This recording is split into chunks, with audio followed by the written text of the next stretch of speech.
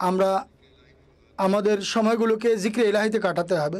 জলসা শোনার সময়ও নিজেদের জিহ্বাকে জিক্রে এলাহিতে রত রাখবেন।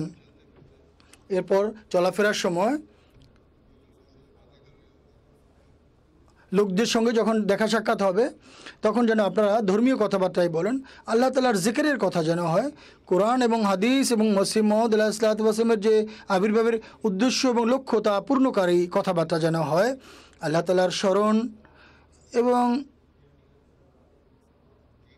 ধর্মের খাতিরে দোয়া করার প্রতি যেন আপনাদের মনোযোগ নিবদ্ধ থাকে। জিক্রে এলাহি মানুষের খেয়াল ধারণাকে পবিত্র করে এবং এরপরে তাদেরকে আল্লাহ তাআলার আফজাল পুরস্কারাজির উত্তর থেকে বানিয়ে দেয়। হযরত মুসলিম মাউদ রাদিয়াল্লাহু আনহু এক জায়গায় খুব সুন্দরভাবে বলেছেন, আল্লাহ তাআলা কথা বলেছেন যে জিক্রে এলাহি করো। আর বিশেষভাবে যখন সমাবেশ হয় বা বৈঠক হয় তখন সেই বৈঠকে তোমরা জিক্রে এলাহি করো। এর উপকার কি বলেছেন আল্লাহ তাআলা? আল্লাহ তাআলা বলেছেন যে উযকুরুল্লাহ ইয়াজকুরুকুম, যদি তোমরা জিক্রে এলাহি করো তাহলে খোদাও তোমাদের জিকির করা শুরু করবেন। যে ব্যক্তির জিকির খোদা করেন তার চেয়ে সৌভাগ্যবান আর কে হতে পারে?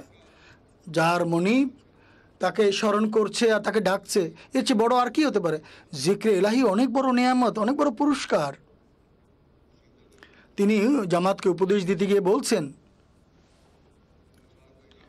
তোমরা কোনো পুরস্কার পাও বা না পাও, তোমরা জিক্রে এলাহিতে রত থাকো।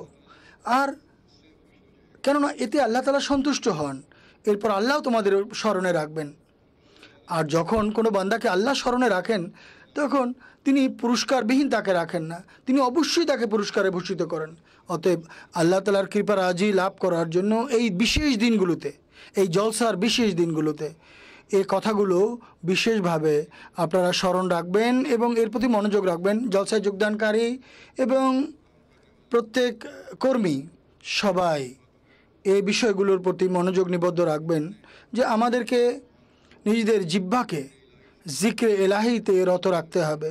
যখন এমনটি আপনারা করতে থাকবেন তখন এখানে এমন একটি সমাজ বা এমন একটি পরিবেশ গড়ে উঠবে যা নিশ্চিত রূপে সেই পরিবেশ যার উদ্দেশ্যেই এই জলসার আয়োজন করা হয়েছে।